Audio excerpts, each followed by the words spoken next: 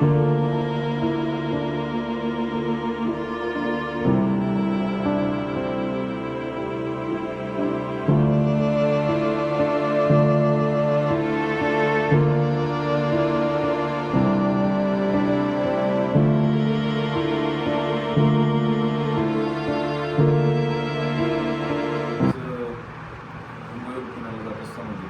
जात असताना राज्याचे उपमुख्यमंत्री आणि जिल्ह्याचे पालकमंत्री आदरणीय अजितदादा पवार यांचं विमानाच्या अपघातामध्ये दुर्दैवी असं निधन झालं.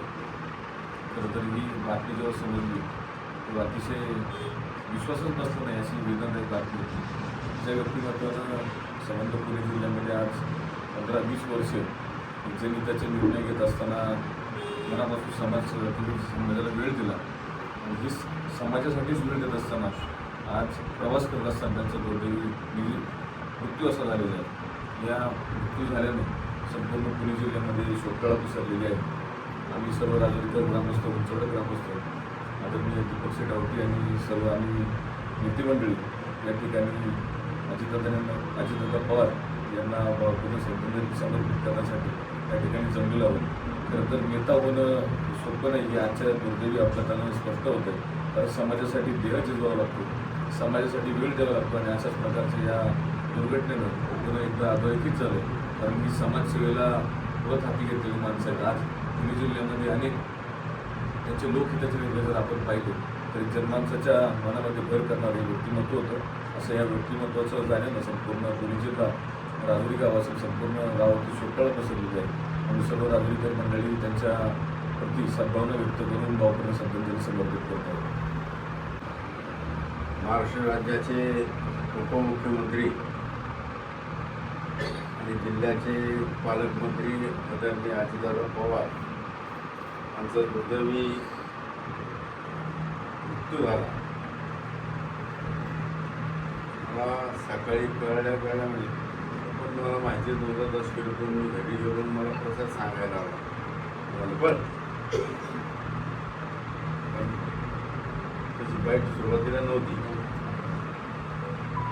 हे अजितदादा एक कणखर व्यक्तिमत्व आणि प्रशासनावर उत्तम पकड असलेलं आणि जनहिताचे निर्णय त्यांचे आपण बरेचसे झाले. त्यांच्या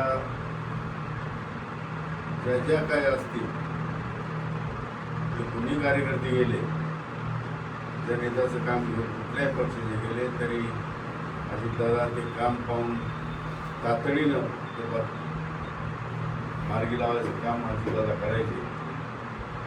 8 वेळा उपमुख्यमंत्रीपद त्यांनी घोषवलं आहे, 8 वेळा.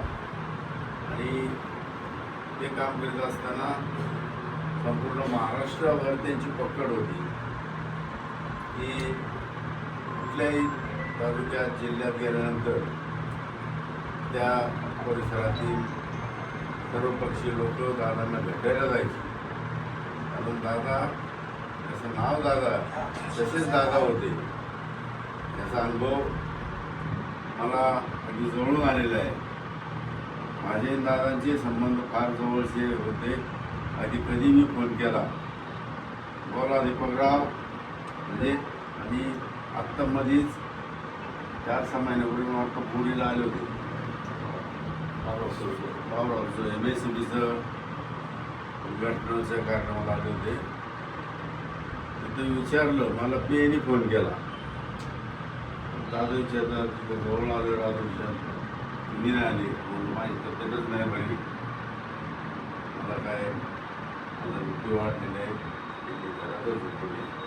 म्हणजे असे दादा यांचं निश्चितच जाण्यानं संपूर्ण महाराष्ट्राला जे दुःख झालेलं आहे ते दुःख कमी होणार नाही. कारण असा नेता मिळणे नाही, प्रशासनावर भक्कम पकड असलेला आणि शासकीय कामाच्या संदर्भामध्ये एक चांगली जाण असणारा, अभ्यास असणारा असा नेता आपल्याकडून भेटलेला आहे.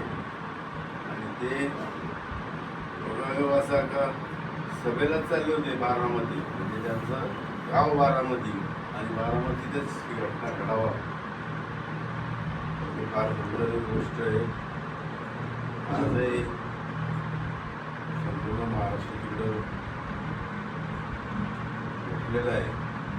सगळ्या पक्षाचे, सगळ्या दिल्लीतूनही आलेले नेते मंडळी, खासदार, आमदार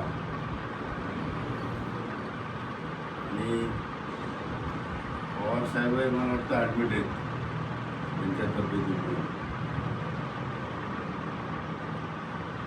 याच जे दादांच्या जाण्यानं त्या कुटुंबाला दुःख झाले, दुःख पेलण्याची ताकद आता परमेश्वरांनी त्यांना द्यावी. मी गावातील गावातील आमच्या तमाम सर्व पदाधिकारी उपस्थित असणारे आणि शिवसेना पक्षाच्या वतीनं मी दादांना भावपूर्ण श्रद्धांजली अर्पण करतो.